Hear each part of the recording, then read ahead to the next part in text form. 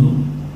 ఈ కార్యక్రమాన్ని వీక్షిస్తున్న మీ అందరికీ ప్రభు పేరిట నిండు మనసుతో హృదయపూర్వకమైన వందనాలు తెలియజేస్తున్నాం. దేవుడు మిమ్మల్ని మీ కుటుంబాలను రోజు అనేకమైన వాక్యముల చేత, దేవుడు మాటల చేత బలపరుస్తున్న ఆ దేవాది దేవుడికి మహిమ కలుగుతుంది. పరిశుద్ధ గ్రంథంలో నుండి మత్తయి సువార్త 11వ అధ్యాయం 29వ వచనాన్ని చదువుతున్నాను. నేను సాత్వికుడను, దీన మనస్సు గలవాడను కనుక మీ మీద నా కాడిని ఎత్తుకొని నా యొద్ద నేర్చుకోండి, అప్పుడు మీ ప్రాణమునకు విశ్రాంతి దొరుకుతుంది. ఈ చివరి మాటల్లో మీరు నా యొద్ద నేర్చుకోనండి, నా యొద్ద నేర్చుకోనండి. దేవుని వాక్యం ఈరోజు యేసుక్రీస్తు ఆయన సన్నిధిలో ఏం నేర్చుకోమని చెప్తున్నాడు. వాస్తవానికి ఈ వాక్యం తెలియని వాళ్ళు ఎవరు లేరు, అందరికీ సుపరిచయమైన వాక్యమే. పై మాటల్లో ప్రయాసపడి భారం మోసుకొనిచున్న సమస్త జనులారా నా యొద్దకు రండి. సువార్థికులు సువార్త ప్రకటించే ముందు ఈ మాటలు ఖచ్చితంగా పలుకుతారు.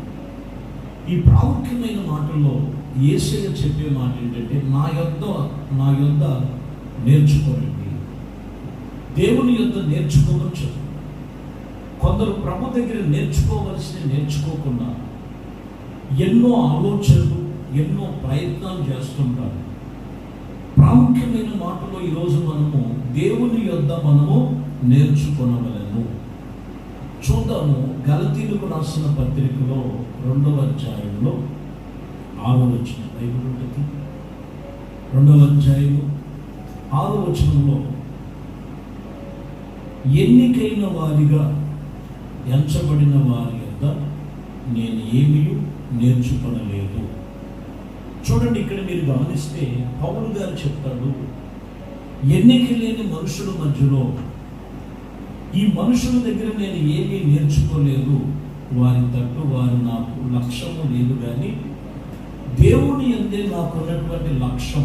అక్కడ అంటాడు ఉపదేశము లేదు మనుషుల దగ్గర, దేవుని యొక్క ఉపదేశములో నేను నడుచుకుంటున్నాను.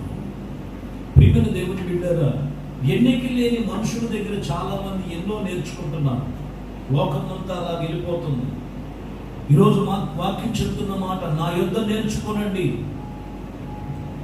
దైవజనుడు పౌలు గారు అంటున్నాడు, ఇదిగో మనుషులను చూసి నేను నేర్చుకోలేదు, దేవుని యొద్ద నేను నేర్చుకున్నాను. దేవుని యొద్దే నేర్చుకోవాలి ప్రతి మనుషుడు. అప్పుడు వాక్యం చెప్తున్న మాట, వారి ప్రాణానికి విశ్రాంతి కలుగుద్ది, వారు చేస్తున్న భక్తులు ఆశీర్వాదాలు పొందుకుంటారు, ఆత్మ సంబంధమైన ఫలాలు వారి జీవితంలో కలిగి ఉంటాయని ఖచ్చితంగా మీకు సందేహం ఏమీ లేదు. దేవుడు వాక్యం చెప్తున్న మాట. గలతీయులకు రాసిన పత్రికలో మనం చదువుతున్నటువంటి మాటలు చూసాం. కీర్తన గ్రంథములో 106వ కీర్తన 35వ వచనంలో చూద్దాం. అన్యజనాలతో సహవాసము చేసి వారి క్రియలను నేర్చుకొనిరి. చూసారు, ఇక్కడ కొంతమంది ఎలా ఉన్నారంటే 106వ కీర్తన 35లో అన్యజనులతో సహవాసము చేసి వారి క్రియలు నేర్చుకున్నారు. లోకములో జరిగే తంతిదే. ప్రభు అంటాడు, నా యొద్ద నేర్చుకోండి. నా యొద్ద నేర్చుకుంటే అది ఆశీర్వాదం, వాళ్ళ ప్రాణానికి విశ్రాంతి, వారి జీవితానికి నెమ్మది, వారి కుటుంబాలకు క్షేమాభివృద్ధి కలుగుతుంది. కానీ ఇక్కడ అన్యజనులతో సహవాసం చేసి వారి క్రియలు నేర్చుకున్నారు. అందుకని యవనస్తులు పాడైపోవటానికి, మధ్య వయసులో ఉన్నోళ్ళు పాడైపోవటానికి, కొన్ని కుటుంబాలు పతనమైపోవటానికి, కొన్ని జీవితాలు భార్య భర్తల మధ్యలో ఇదిగో వ్యతిరేకతలు వచ్చి పాడైపోవటానికి మూల కారణం ఏంటంటే అన్యజనులతో సహవాసం చేసి వారి క్రియలు నేర్చుకోవాలి. అందుకని ఇక్కడ అంటున్న మాట, యేసుక్రీస్తు వద్దకు వచ్చి మీరు నేర్చుకోండి, నా యొద్దకు వచ్చి నేర్చుకోమన్నాడు. ఎఫెసీ పత్రికలో 4వ అధ్యాయం 21వ వచనం ఉంటుంది.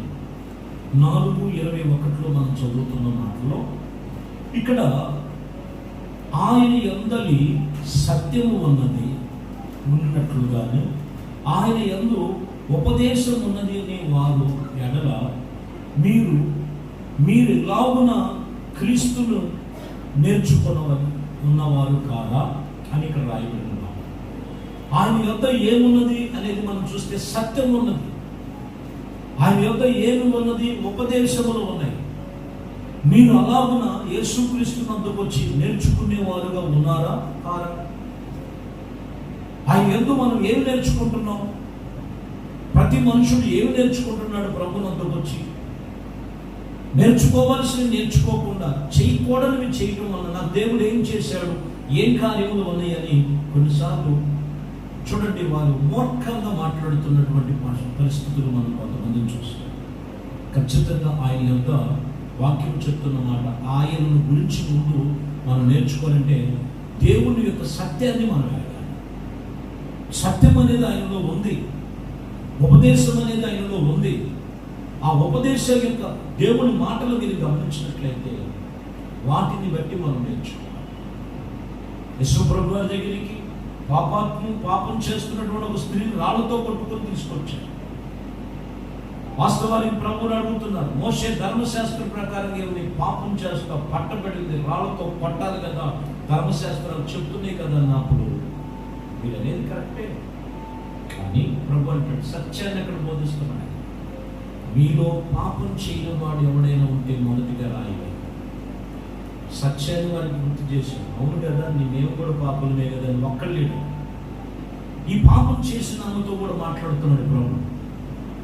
ఇదిగో నువ్వు ఇంతకు ముందు తెలుసో తెలియకో పాపం చేసావు, శిక్షిస్తే నేను శిక్షిస్తాను, కానీ నేను శిక్షించను, నేను నిన్ను క్షమిస్తున్నాను, ఇక పాపము చేయకు, మరింత కీడు కలుగునట్లుగా ఇది పాపము అంటే పాపములో కీడు ఉన్నదని ప్రభు ఉపదేశాన్ని చేస్తాడు.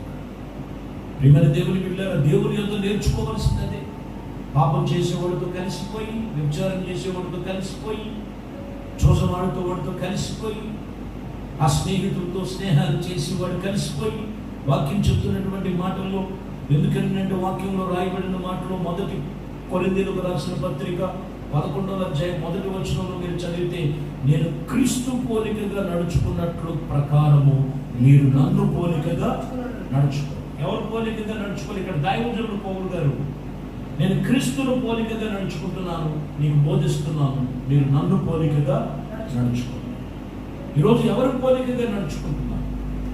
బైబిల్ తీసుకొని ప్రభు సన్నిధికి వచ్చి ఇంకా లోకపు ఆలోచనలు, లోకపు కార్యక్రమాలు, లోకపు తలంపులు, ఇంకా లోకములో ఉన్నటువంటి శరీరాశ, నేత్రాశ, జీవపు డమ్మములో ఏదో ఒకటి వారి మీద ఏలుబడి చేస్తారు.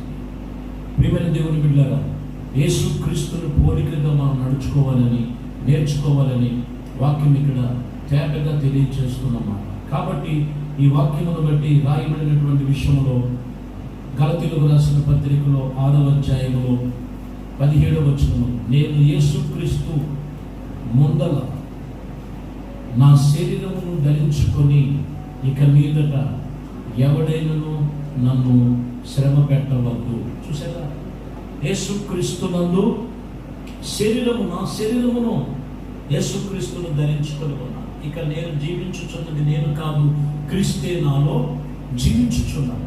శ్రమ పెట్టవద్దు నన్ను. ఇక లోకంలో ఉన్న ఈ శ్రమలు, లోకంలో ఉన్న బలహీనతలు, లోకంలో ఉన్న పరిస్థితులు, ప్రియమైన దేవుని బిడ్డలారా, మూలవాక్యం చెప్తున్న మాట, నా యొద్దకు వచ్చి నేర్చుకోండి, నా యొద్దకు వచ్చి నేర్చుకోండి.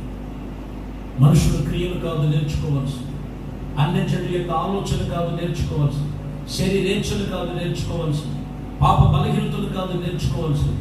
యేసుక్రీస్తు సత్యవాక్యము నేర్చుకో, యేసుక్రీస్తు యొక్క ఉపదేశ క్రమముగా నువ్వు నడుచుకోవడానికి నేర్చుకో.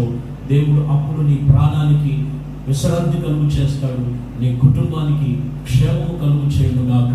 దేవుడి మాటలు నీ జీవితంలో నెరవేర్పు జరుగును గాక. ప్రార్థన.